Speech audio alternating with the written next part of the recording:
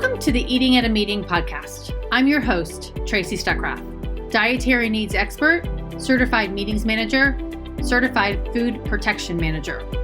I have searched the globe to find people and businesses who are creating safe, sustainable, and inclusive food and beverage experiences for their employees, guests, and communities.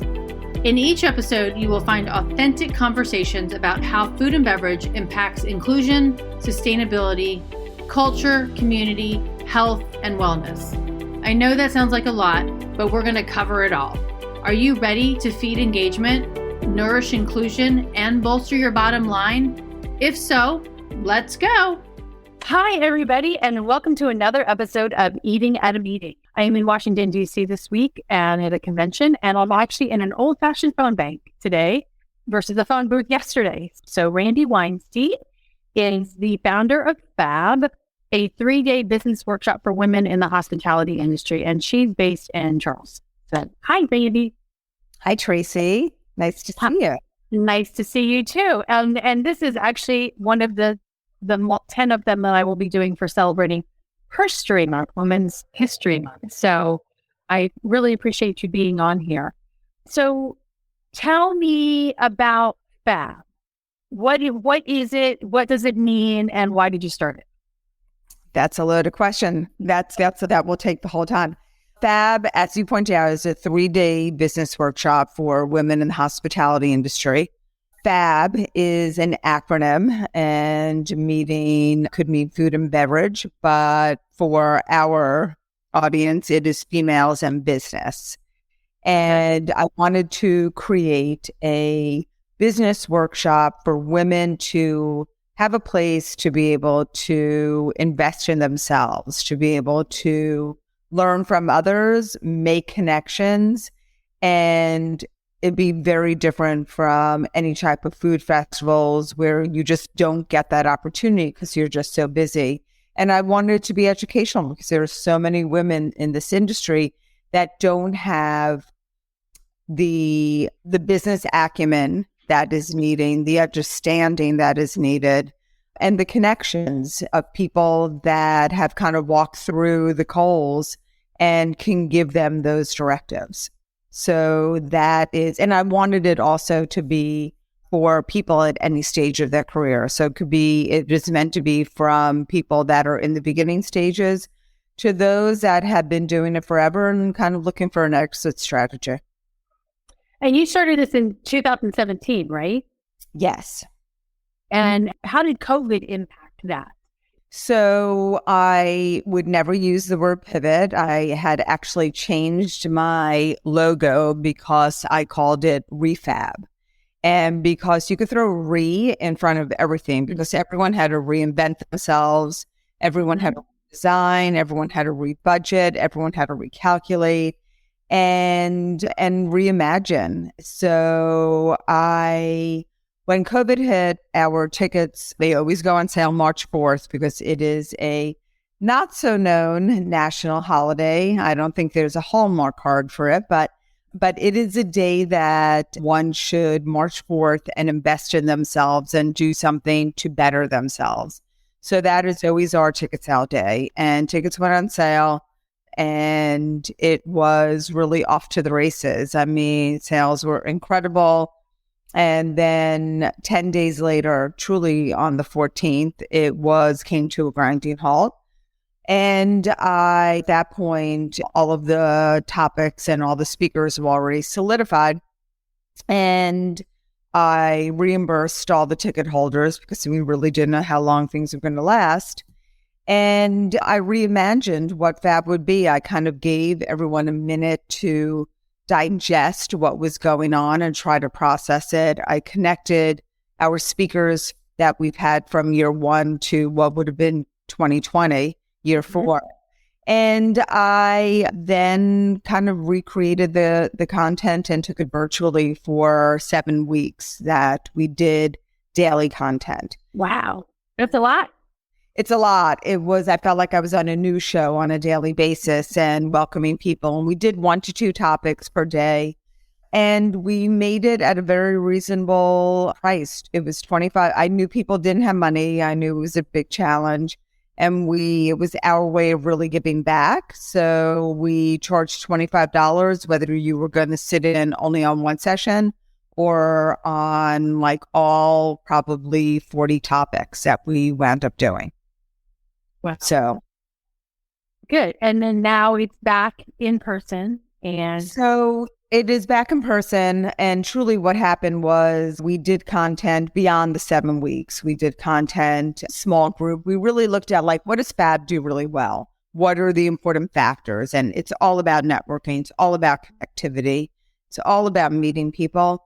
And so we formulated certain like round group or round table discussions that you would be in your same group for 4 weeks, and we would actually change out the speakers each week on a certain topic. So that group had that opportunity to meet together every week and build those relationships. We did webinars. We partnered with the Abundance Setting, which is in Chicago, and that is run by Beverly Kim. And we had done a webinar with them. And we had actually 2021, it takes a full year to put Fab together. So we weren't really in a position in January 21 to position ourselves to come back in June. And I didn't really know, vaccines were just coming out. Businesses are really kind of feeling more secure about opening up. And so I was just humping it. I was working my ass off, to be honest with you. And I didn't have any downtime. And I needed to see really if I still felt the love I had for this program, this workshop that I developed. And it gave me time to really reassess a lot of what I was doing, how we were acting, and just graphics, website. And then I decided that we're going to come back in 2022. So we just had last year was our first year back. Okay, awesome. And my friend Bonnie has piped in here and said, this is indeed Fab. Sounds wonderful. And I like the fact that you curate it every year and you're getting different speakers, because I've looked at some of the lineup of speakers for the last couple of years, and it's women who've been in the trenches, who have succeeded in so many different ways that can share that expertise. And do you, because and this is going to sound kind of funny, but are the women that are coming, I'm assuming the women that are coming are willing to learn from other women, because sometimes we have those cat fights. And how does that work? I have to tell you, it is the most harmonious group. People are so excited. There's two aspects of it. So the speakers, to just give you an example, this past year I had 74 speakers, and truly out of that group of speakers, and this is really the hardest part of Fab, to be honest, because they're all so dynamic and they're also amazing. And I'm not inviting people that have the name recognition necessarily, because there's so many people that are in the trenches that are the ones that are making it all happen. And so the speakers are from, whether it's a CPG background, attorneys, PR people, architects, HR, chefs, owners, beverage. So it is all truly the cogs that make it happen. And that's how the panels are actually made up. And so when I finish a workshop, I totally dissect it. And I can't say that there's like a bad speaker, but there are certain positions that there is such a plethora of people doing those positions that I try to change it out. I've had such continuity also in people that have been attending since day one. And Fab has very much reshaped itself since day one. And that's all because of the feedback that we get every year. So I add from that 74, I will take out at least 30 of those speakers and add a fresh 30. There is some content, because it's a business workshop at the end of the day. So there are some things that are consistent that are going to be topics each year. But if you have fresh voices, it's fresh viewpoints that people can take. So when Fab started, we had rolled it out, and I had 2 tracks that people could sign up for, depending upon where you were in your career. And it was 101 and 202. We rolled out 10 items or 10 panels of content that you would sit through. And people from day one that gave us feedback wanted to carve out their own journey. They wanted to not go through our journey, but they wanted to create their own. And so I wasn't ready to change that from year 1 to 2. But in year 3, it was all about what the attendees had been really suggesting. So we went from developing 20 panels of content to developing almost over 36.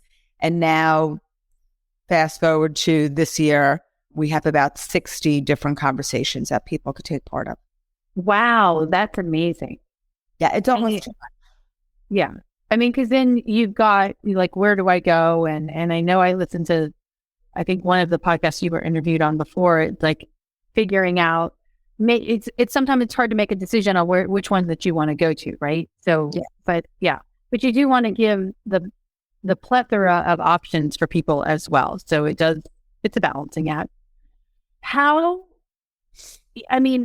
And what I've read and what you and I talked about is like, you were in your former role as event director for Atlanta, or not Atlanta, that was the one I worked at, Charleston Wine and Food.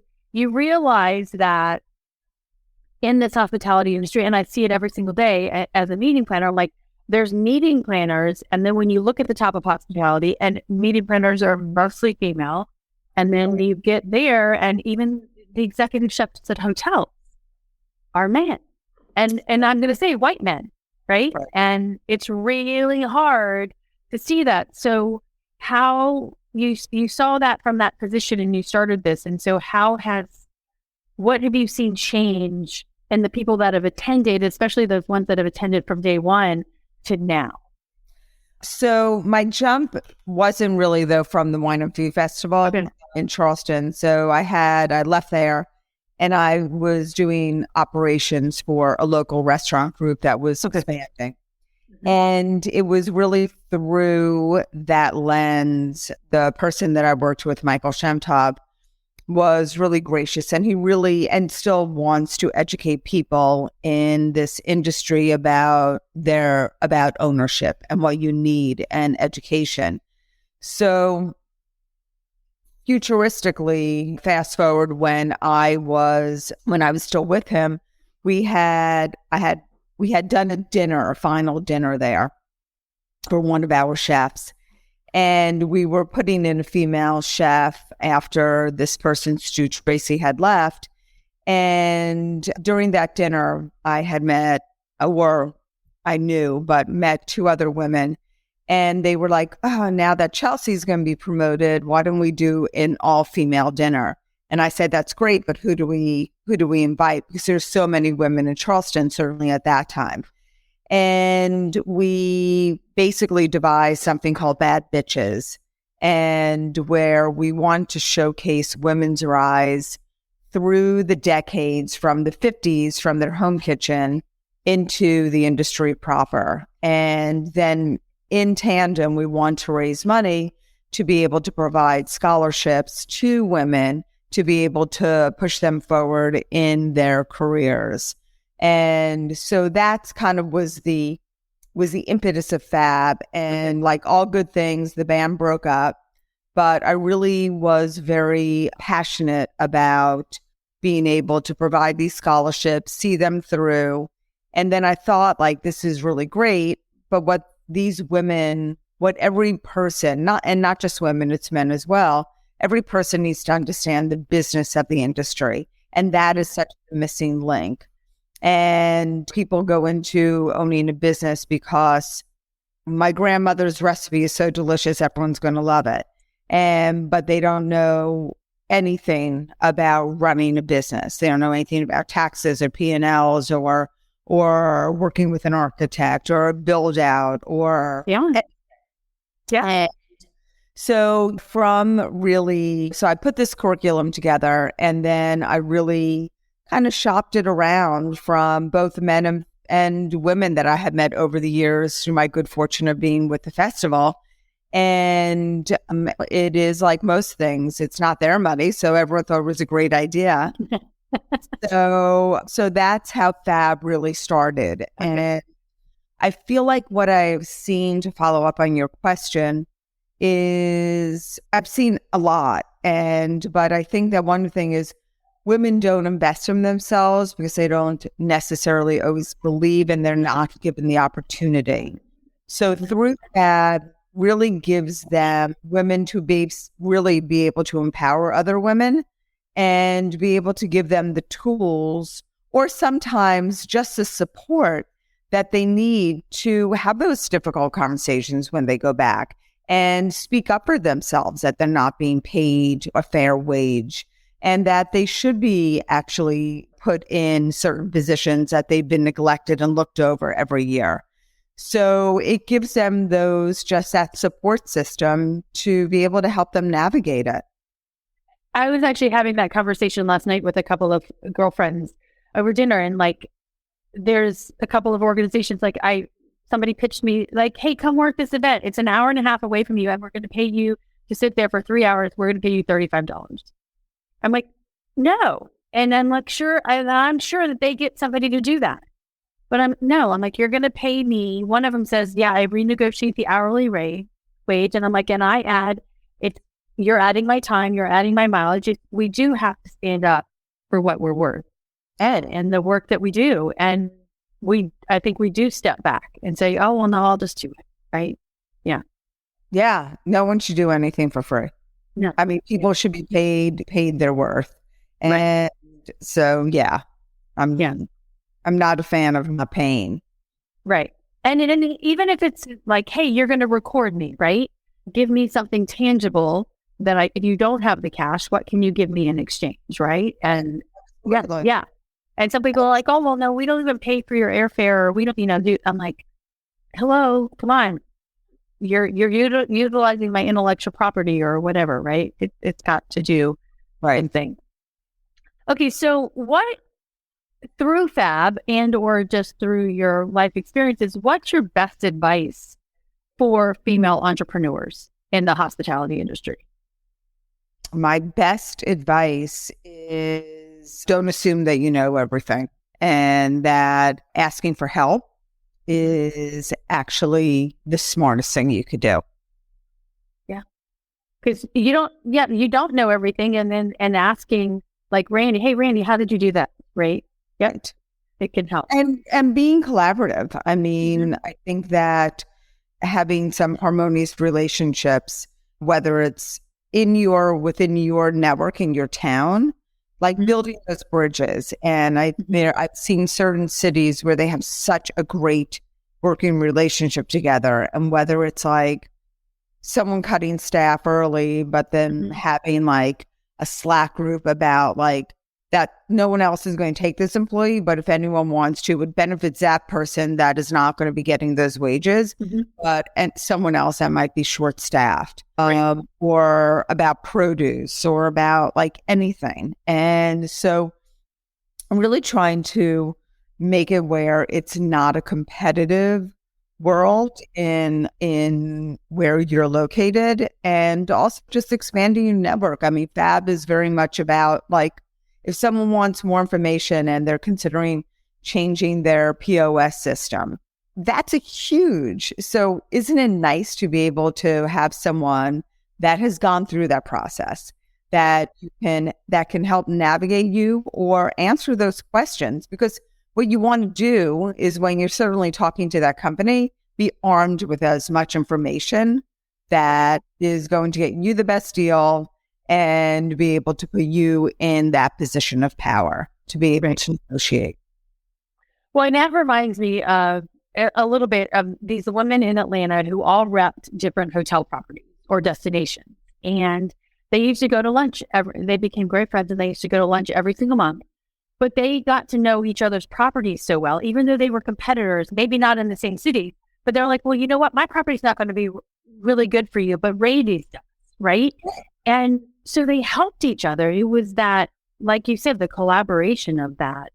And it helps both of you grow. And I call it kind of the Macy's mentality, right? I don't have it, but, Macy's might have it. And back from the Miracle on 34th Street, right?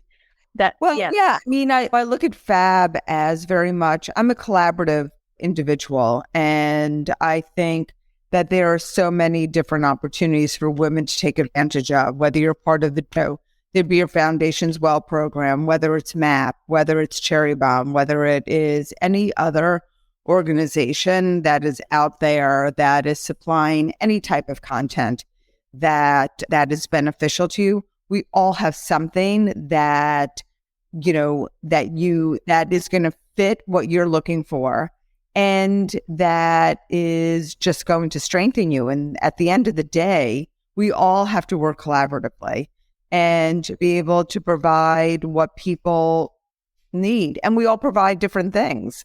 So it is, and that's why it's not a one size fits all. I mean, people can either pick from all the trees or be able to look and be like, this is really more of what I'm looking for. And then through that, you make your relationships, and then other people that have been to those other workshops or conferences that you decide to pass over, maybe they'll be able to tell you the virtues of what you would be able to benefit out of attending those. So, so we need to all work as a team. Right. Exactly. So, all right. So I asked you the question of what advice do you have for people? What advice have you gotten from another woman, mother, grandmother, or just another woman in the industry that has helped really kind of influenced you going forward? It's very simple, actually. I had gotten this piece of advice from a woman named Davita Davison, and she used to run Food Lab Detroit, and she was a speaker. And I was going through just a time in my life where I really needed to talk to someone and about a situation. And she said to me that you have to keep your nose out of certain things, and that looking to see what my mission for Fab was, and that I need to stay in my own lane on certain things. And I think that there's too many people that swerve and want to have control over everything, and that you need to actually constantly go back to ask yourself, what is your mission? What should be on your drive? And that's probably been, and I just reflected on it this past week. Yeah. So I go back to that. Yeah. I mean, that's really powerful. It's this is what, for me, I'm about food safety and sustainability and inclusion. And it's really not about, I mean, there's so many aspects that I can take that in, but it's staying true to your mission, right? Yeah. What you want to accomplish. Yeah. Oh, I love that. Yeah. So how do you, based on what you're doing, how do you want Fab, how do you want yourself to be remembered in history and with what you're accomplishing with Fab? I don't put Fab together for me. Take myself out of the equation. I'm very much I don't like a spotlight. I'm very much, as I call myself, a trench girl. I'm a coordinator, and I am someone that brings people together and wants to truly just be able to give people the tools. And that's what I do with Fab. And I am not a limelight individual. I like being able to just really, help people accomplish their goals, and also get them through maybe a hard time, be able to connect them with people that are really going to be able to help them to be able to, like I said, accomplish what they are looking to do. So I guess I want just people to remember me for investing in other people, and it's not Fab is zero about me. My team will tell you that. Yeah. So yeah. Yeah. So on a tangent on that, what are some of the joys that you've seen come from these women that have attended Fab? Oh my gosh. I mean, from year one, I had a huge contingent of speakers that had come in from New York. And I'm assuming that most people really know one another that are in this industry, especially in New York. and they didn't. And I saw the relationships that were developed. And then one of the speakers had not just coordinated one, but 3 Fab reunion dinners of all the speakers that were in New York. So that was probably the first glimpse of it. And then the second is really, I was talking to someone last week and that attended Fab, and now she's best friends with someone else that attended Fab who's from Alaska, and that they just totally connected. So for me, it is just the relationships that have been built, and that people leave Fab just stronger. They don't take any shit. They go back feeling just renourished and revitalized, and that they just, I don't know, that they just really have these great relationships that have organically unfolded.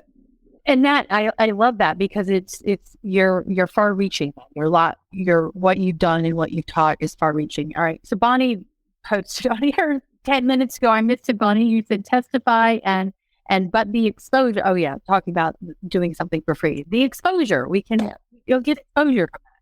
Yeah, frostbite is more like it. So I do love that, because you never know where it's going to come from, right? And they're like, oh my God, I talked to Randi and I heard this, and you need to connect that. You never know that. But so on the flip side of that, what has been the biggest obstacle that you've encountered in creating Fab? And is that pushback from men? Is that pushback from women? Or is it just something completely different? I think when you develop anything from the beginning, I'm an extremely enthusiastic person. And I've always had this idea that if I could visualize it, I could build it. And that if I could believe in it, I could sell anything.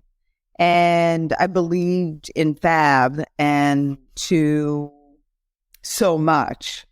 And then in 2017, it took me a year to develop it. And again, I need the male buy-on because there are more male owners, and that I want them to invest in their team. I want them to send women that are on their team. I want women, and they should not send, like, no one, male or female, no one should send anyone on their team without a little ROI.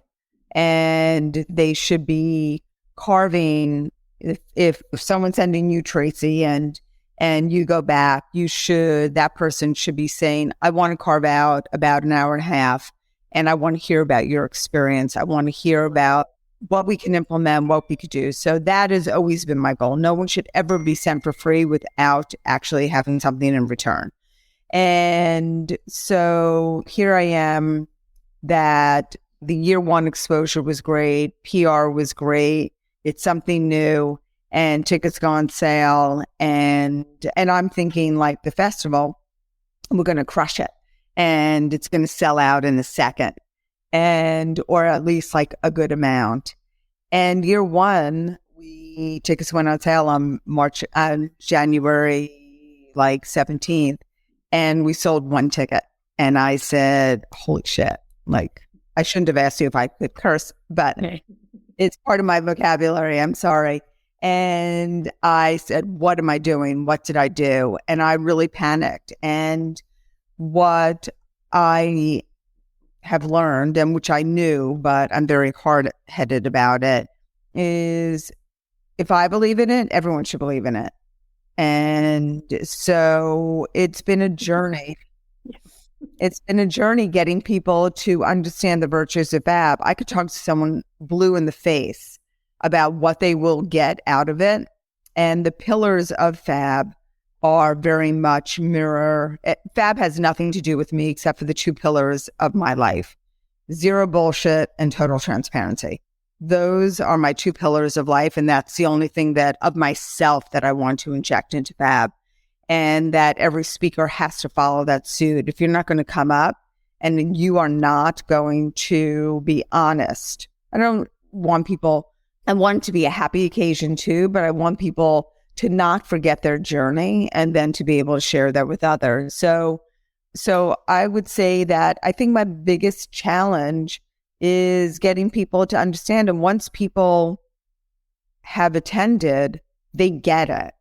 So it's been a very slow journey. And that is obviously, it doesn't just exist on attendees, which is my primary. You need supporters, you need financial sponsorship. And I am not a nonprofit. I am extremely philanthropic, but I am not a not-for-profit. And we give out scholarships and a number. I mean, this year we're giving out 48 scholarships. That's amazing. Yeah. Yeah. And that is with financial partners that are specifically invested in giving scholarships, and then FAB gives out scholarships. So we're really committed to being able, and the scholarships also come with hotel rooms. So we try to take out two major obstacles, but it's been a challenge. But, all of a sudden this year, when we came back in 2022, it was incredible. Like the atmosphere, going back to what you originally asked about women and being in the same room as other women and sometimes competitive, there is zero competitiveness. Everyone is there to be able to, everyone wants to extend their hand. They want to be able to know like what your name is, what you do, where are you from, what are you looking for? And I want it, and I'm never going to let the sponsors run it. It is always going to be driven by what the attendees' needs are. And it is really bringing the art of conversation back to be able to, again, create that your own support system. So I think that the biggest challenge really is getting other people to buy onto it. And I think now it is clicked. And now I think my next challenge is making sure the people that are actually buying tickets are the right people. And I have no control over that. That's the hard part. I don't want people coming in and feeling like they could swoop in, and I don't want it to be like this cliquey event. I want it to really be able to be able to take away what I initially intended it to be. So on that note, so who do you want to attend? The people, I don't want the people that are looking to that have businesses that want to try to get people to buy on to their whatever they're selling. I want the business, the people that are working in those businesses or own those businesses to make connection with other people that are feeling that same thing and wanting that same thing. So I don't want it overrun by people necessarily selling something. Right. No, that makes sense. I want them supporting, but I want them there to be part of that organic conversation. Right. Well, and even I think that even goes along with your sponsors too. Is like, don't come in and XYZ company is like, I'm here to sell, and I need you to buy my company. It's about relationships. Right. Which I think is one of your biggest mantras besides the no bullshit and full transparency. It's like you're going to build a relationship. Maybe that sale comes 7 years later. Yeah. Right. But because you built that relationship through FAB or wherever, that's where that trust comes in. Yeah.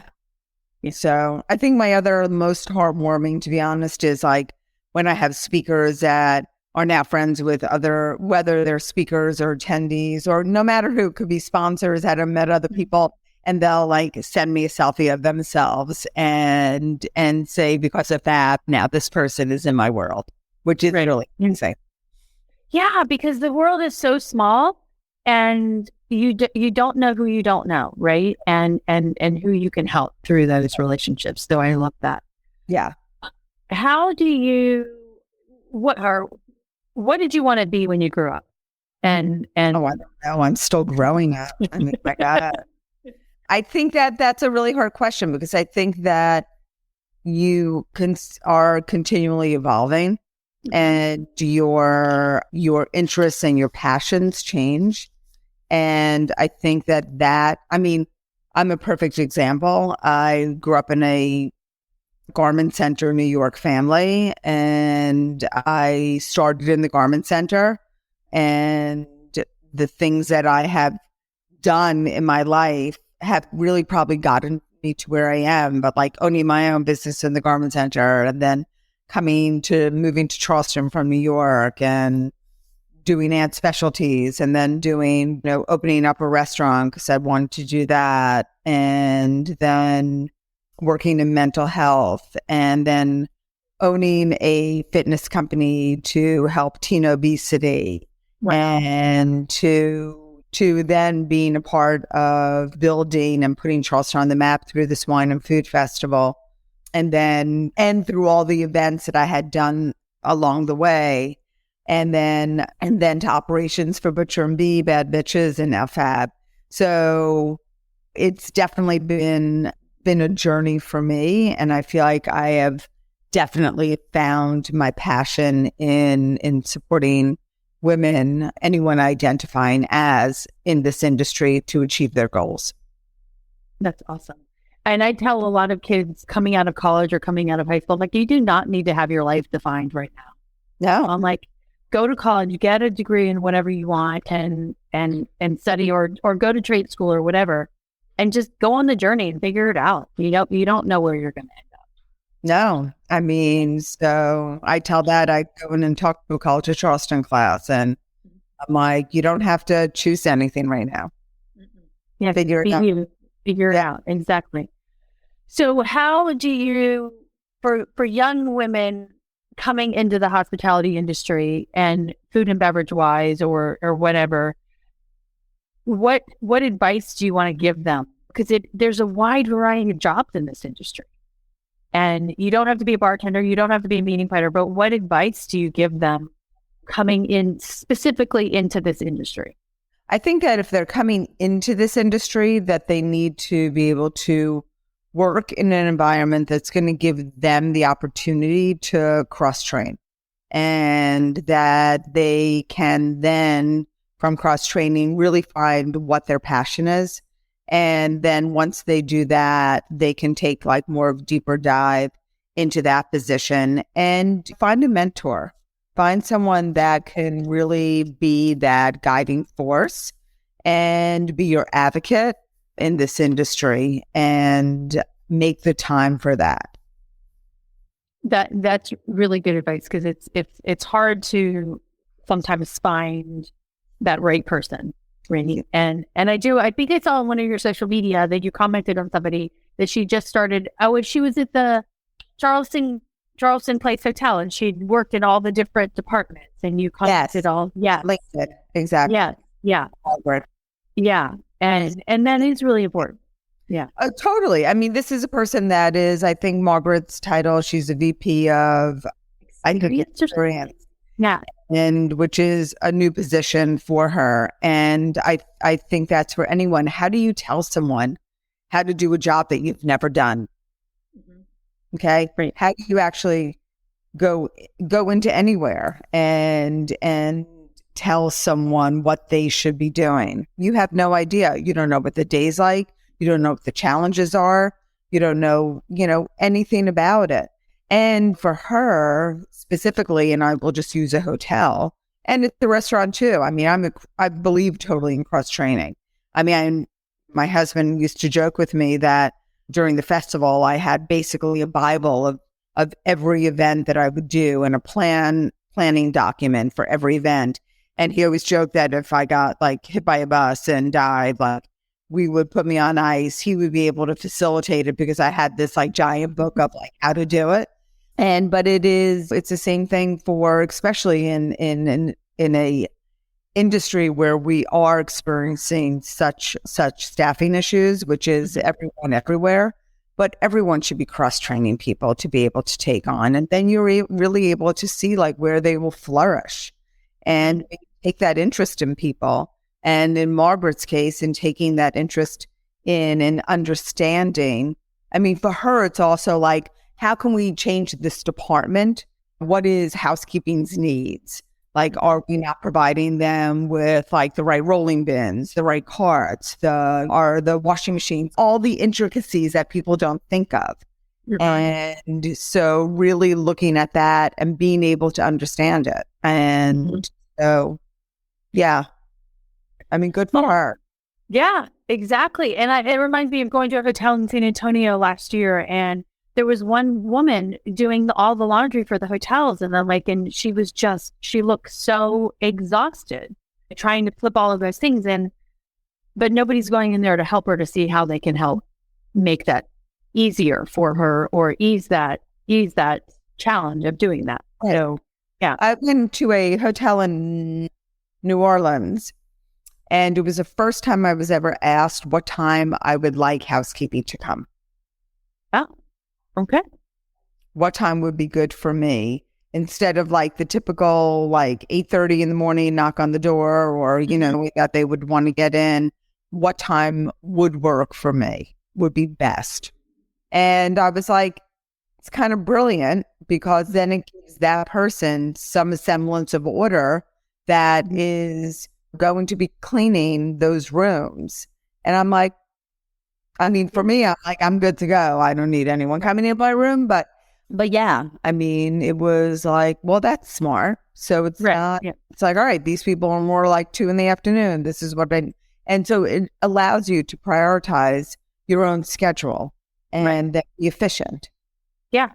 And I think that empowers you even more, instead of going all the way down the hallway in those long hotels and just going room to room to room. It empowers you as a housekeeper or whatever job you are to own it. Totally. Yeah. I love it. Yeah. Yeah. And you can make those little idiosyncrasies of joy in somebody's life, staying in a hotel, things like that. So food and beverage in the future, in with what you're teaching, how do you see this industry changing? I see it, and I don't know. That's the $1 million question, isn't it? I see people that are understanding what it is to have a quality of life and wanting to be in this industry by reducing hours, which is a direct impact of staffing. But even when they're fully staffed, especially people in Charleston, I see them being like, you know what? I don't think we're going to open on that 6th day that we want to. We're good with 5. And being able to not kill themselves, because it is such a challenging industry. And I see a lot more kind of quick service, kind of more quality places that are happening with the advent of obviously technology and the impact of QR codes, delivery services, and things like that. I see the more of a challenge, I think, on that CPG realm, because that was huge during COVID, where people had this great idea and it gave them the time and to be able to test what they wanted to their product that they were interested in doing. But there's only so much shelf space in so many different spaces. Pop-ups are huge, which is a great way to test the waters for people wanting to be able to think they have this great idea. So I think that we're kind of on this course, but I believe that there's only going to be so many large food chains, or I hate to say chains, but like the major food groups, or I'm not talking about chains, but that are doing these quality restaurants. It takes a lot of money. It does. Yeah, it does. And it takes a lot of brain power and thought. And like you said, it's like the decorators and all of those people that come into play that you don't think about. And the purveyors, who are you getting your food from? Right. And how are you sourcing that? And who are you sourcing it from? And do you want to buy it locally, or do you want to buy it from? And I actually was talking to a young farmer a couple of weeks ago, and it's like, oh, you should go talk to this catering company, because he's growing some great things. He's in his late 20s. He's growing on his grandmother's farm, and it's him and one guy, and helping him do that. But he went to a caterer, and the caterer's like, yeah, unless you can beat the big box prices, I'm not going to talk to you.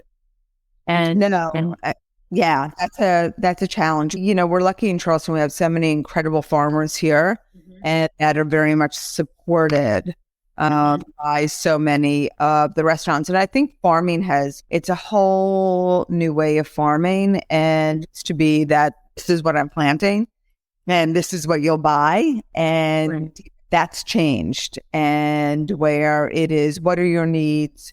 What do you like to be able to, what can I produce and you will actually purchase, instead of like, I've got 1 million eggplant. That's what I got, and peppers. And it's like, sorry. Yeah.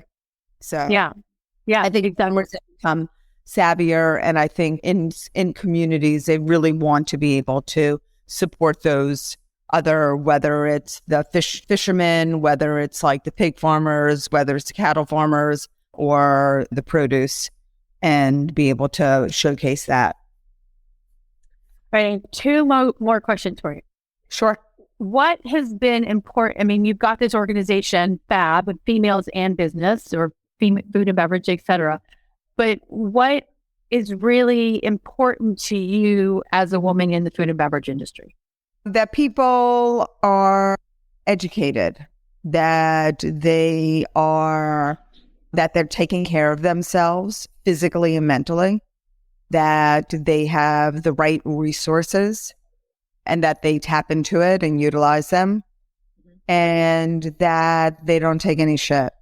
Yeah, because we take a lot of shit when we do. Yeah. All right. So, and then my last question, which I ask everybody, is, and I was having a conversation with somebody yesterday about the word safe. So, what does safe, sustainable, and inclusive food and beverage hospitality industry look like to you? And it does not have to, as people pigeonhole me into dietary restrictions, but what do those 3 words mean to you as it relates to what you're doing and just the industry as a whole? If we could have all of those, it would be a dream. Yeah. I mean, it would be an industry where people would want to flock to and work, and to be able to be honored to be a part of. And I think achieving all of those, whether they're individual or as a unit, is something that everyone should honestly strive to do. I love that. Yeah, because everybody does a little bit of whatever, a little bit of each of it, and yeah. Yeah. Thanks. I love that. Thanks. All right. Anything else you want to share about FAB and being FAB? What else? I don't know. Well, like I said to you earlier, that we should be celebrating women every single day, but happy International Women's Day. And for anyone interested in attending FAB, it's June 11th through the 13th in Charleston, South Carolina. So, yeah, that's it. That's it. Well, Randi, thank you so much for what you're doing. I really am inspired by how you're helping women prosper in this industry and grow their businesses and be business owners, because it's hard. It's so hard. Yeah. So hard. Yeah. And like I said, it's okay to ask for help. It's like you should. For anything, you should. No one should be an island unto themselves. So. Well, thank you. And everybody, just so you know, this is Randi Weinstein, FAB. I just put her information up there. And then also, if you're interested in this platform that I'm using, it's called StreamYard. And I love it. And I will share some more information about that going forward. But thank you all. I have 2 comments in here, Randi, before we leave. Bonnie, actually, from one of them, I enjoyed this. Thank you so much. And then she said, "You're welcome, Bonnie." And she's another female entrepreneur. So, as a meeting planner. But yay, exactly. Everybody stay safe and eat well. And until next week, I will see you. I will actually be back home in the home office. So you will see me there. So until then, stay safe and eat well. And check out Randi and attend FAB. Thanks for listening to the Eating at a Meeting podcast, where every meal matters. I'm Tracy Stuckrath, your food and beverage inclusion expert.